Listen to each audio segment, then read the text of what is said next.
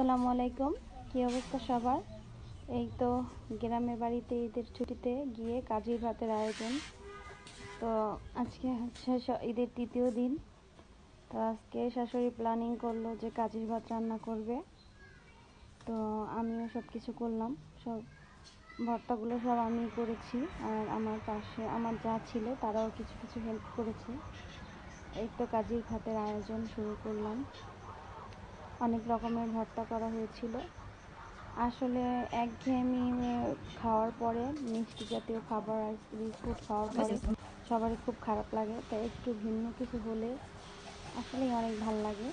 তো এই কারণেই, আর কাজী ভাতটা মনে হয় সবারই পছন্দ।